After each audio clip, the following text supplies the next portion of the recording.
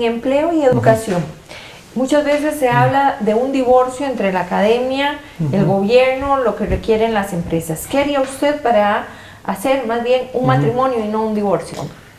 Bueno, es que creemos que son intereses muy distintos. Por ejemplo, con el proyecto Educación Dual, que es un proyecto que ha venido impulsando el sector empresarial, a nosotros como educadores, en mi caso, yo que soy profesor de secundaria, o a la gente en general, lo que le interesa es que nuestros jóvenes tengan la mejor educación posible, científica, con todas las herramientas posibles.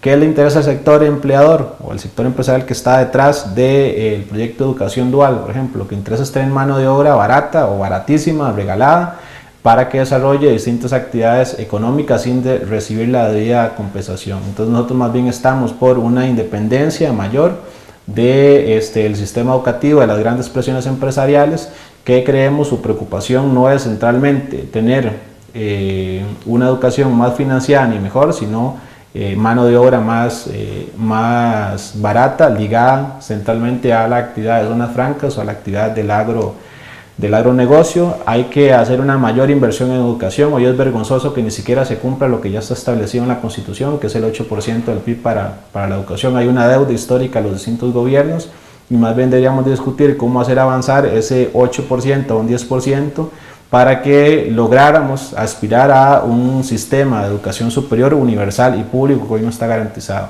Hoy los muchachos que logran pasar el filtro de la educación secundaria, que son muy pocos, y logran graduarse, no tienen asegurado el acceso a una educación superior pública gratuita para poder continuar sus estudios y terminan lamentablemente siendo presos del lucro privado de centros de enseñanza, que su última preocupación es la preparación de muchos de estos jóvenes en inmensa mayoría de casos.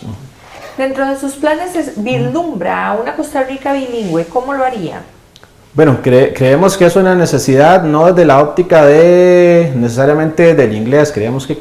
Yo creo y creemos en nuestro partido en una educación intercultural, ¿verdad? Y que como pueblos podamos comunicarnos. Eso sería posible igual mediante mayor inversión. Hoy, por ejemplo, en los colegios no existen los laboratorios de inglés, que es una gran deuda, es decir, los profesores de inglés no tienen acceso, muchos de ellos, a tecnologías, a otra serie de herramientas. Es decir, yo que soy profesor, en algunos colegios nos toca anotarnos hasta con 2 meses de anticipación para poder tener acceso a un videobeam, para poder tener acceso a una pantalla inteligente, y eso se expresa por los altos niveles de desinversión que hay. Es decir, hoy tenemos un déficit de más de 2.000 aulas en el país.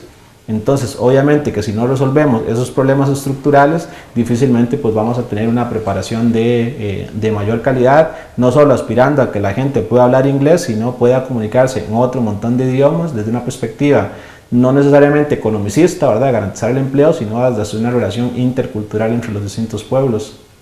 Las empresas multinacionales están hablando de flexibilidad de horario. ¿Haría usted o pondría en ejecución algún plan, siempre respetando, por supuesto, la legalidad? No, jamás. Nos costó mucho y a la clase trabajadora le costó sangre, le costó huelgas, costó una guerra civil en este país, instaurar una jornada de 8 horas, un código de trabajo que está ahí establecido, para que de buenas a primeras pues borremos y enterremos eso solamente para favorecer el lucro y los mayores niveles de explotación.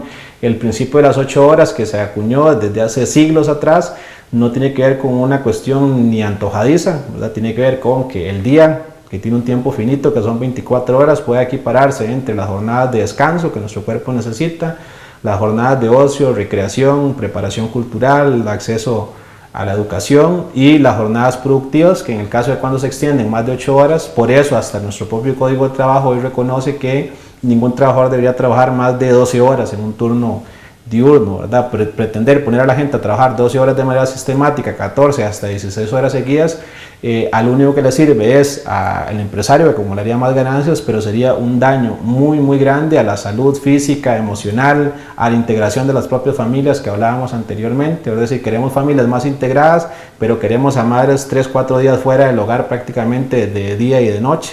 Y por supuesto que esas medidas de flexibilización laboral van a empeorar nuestras condiciones de trabajo. Precisamente sobre el tema de las mujeres, ¿cómo haría para que se integren, para que haya más oportunidades de trabajo y en equidad salarial? Primero, garantizando la universalización del cuidado. Hoy son entre 120.000 y 150.000, varían un poco los datos de la ENAO, ¿no?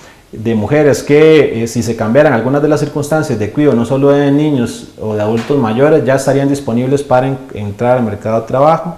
Deberíamos desarrollar un plan de obras públicas que garantice guarderías. Eso implica no solo más empleos para construir esas guarderías que no existen hoy en el Estado, pero también implica que muchas mujeres puedan acceder a esos puestos de trabajo y asumir esas tareas de cuidado, esas tareas reproductivas de manera remunerada y no de manera gratuita como lo tienen que hacer hoy en sus hogares, que ni siquiera es contabilizado como horas de trabajo, no es contabilizado ni siquiera como un trabajo, y esa realidad que debería de cambiar. Nosotros somos un partido que defiende, por ejemplo, la organización sindical en la empresa privada. Gran parte de las violaciones sistemáticas que hoy se dan en la empresa privada tienen que ver con la ausencia de sindicatos o con una contraparte de los trabajadores que pueda exigir mejoramientos colectivos para toda la clase trabajadora, y lamentablemente al no existir organización sindical y no existir representación, los sectores más vulnerables especialmente son las mujeres, las que son más rápidamente despedidas sin posibilidad de cambiar esa realidad, las que son condenadas a ganar cerca de un tercio menos que ganan los hombres, a las que más se les irrespetan los derechos laborales, ¿verdad? Dice el Ministerio de Trabajo, solo el año pasado reportaba que andaba si acaso en 3 de cada 10 mujeres a las que se les garantizaban, se respetaban sus derechos laborales más básicos. Y eso no tiene que ver necesariamente con legislación que ya está establecida, ¿no? Que no puede haber discriminación salarial, que los derechos son iguales para todos, sino tiene que ver desde nuestra óptica de la imposibilidad que tienen hoy los trabajadores de organizarse sindicalmente para luchar por sus reivindicaciones, y cuando deciden hacerlo lo que nos encontramos son con medidas de despido, de persecución antisindical en las empresas privadas.